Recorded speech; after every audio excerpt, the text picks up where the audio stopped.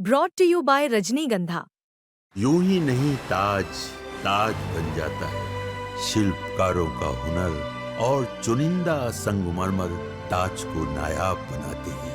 कुछ ऐसे ही चुनिंदा जगहों से बस खास ही चुनकर लाता हूँ। कतरे कतरे को मैं हीरे सा परखता हूँ।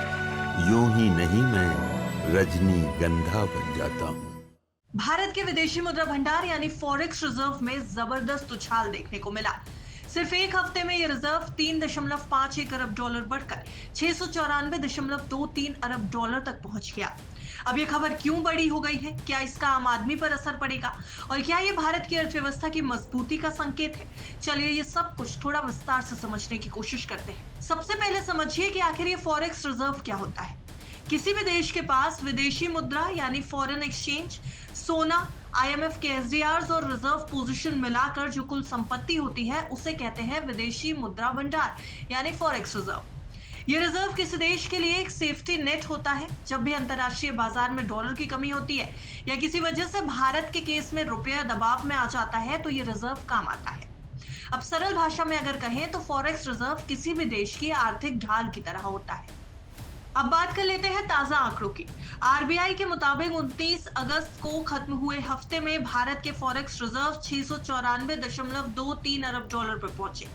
इस हफ्ते भर में 3.51 अरब डॉलर की बढ़ोतरी हुई, जबकि पिछले हफ्ते रिजर्व 4.386 अरब डॉलर घटकर 690.72 अरब डॉलर पर आ गया था। यानी गिरावट के बाद ये उछाल भारत की आर्थिक सेहत के लिए एक राहत भरी खबर है।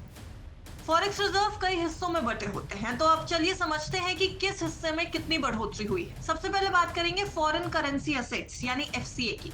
ये रिजर्व का सबसे बड़ा हिस्सा होता है। इस बार एफसीए में 1.686 अरब डॉलर की बढ़ोतरी हुई है, यानी ये कुल मिलाकर 583.937 अरब डॉलर हो गया है। इसमें यूरो, पाउंड, येन जैसी गैर डॉलर करेंसी की भी वैल्यू शामिल है। अब अगर गोल्ड रिजर्व्स की बात करें तो भारत के सोने के भंडार में भी भारी इजाफा हुआ है। सोना 1.766 अरब डॉलर बढ़कर 86.769 अरब डॉलर पर पहुंच गया।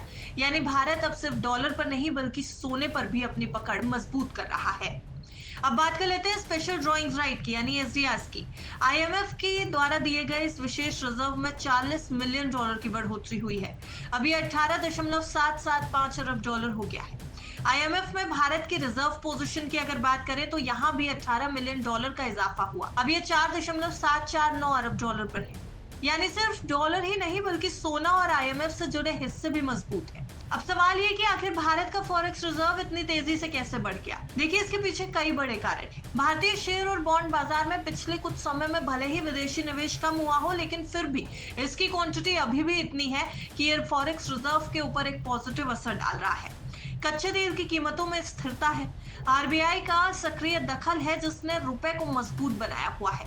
डॉलर के मुकाबले यूरो, पाउंड जैसे करेंसीज का मजबूत होना भी एक बड़ा फैक्टर है। अब ये सारे फैक्टर्स मिलकर भारत के विदेशी मुद्रा भंडार को ऊंचाई पर ले गए हैं।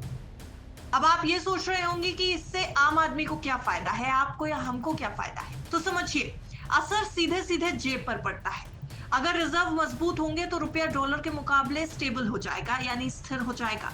पेट्रोल डीजल की कीमतों पर भी इसका असर पड़ेगा। इंपोर्ट महंगा नहीं होगा जिससे महंगाई पर काबू रखा जा सकेगा। सरकार और आरबीआई भी अंतर्राष्ट्रीय संकटों से लड़ने की ताकत में रहेंगे। यानी रिजर्व बढ़ने का फायदा सीधे सीधे भारतीय कंज्यूमर्स और निवेशकों को मिलेगा। अगर दुनिया भर की बात की जाए तो अब दुनिया के सबसे बड़े फॉरेक्स रिजर्व वाले देशों में भारत भी शामिल हो चुका है।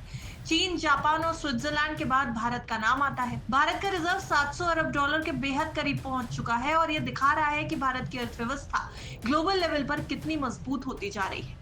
तो कुल मिलाकर आपके लिए बड़ी अपडेट यही थी कि भारत का विदेशी मुद्रा भंडार अब 3.51 अरब डॉलर बढ़कर 694.23 अरब डॉलर पर पहुंच गया है। भारत के लिए यह आर्थिक मजबूती और आम आदमी के लिए राहत की खबर है। आपको क्या लगता है कि आने वाले महीनों में भारत का रिजर्व अब 700 अरब डॉलर का आंकड़ा पार कर जाएगा? कमेंट में अपनी राय जरूर बताइएगा। Bureau report, विस्तक।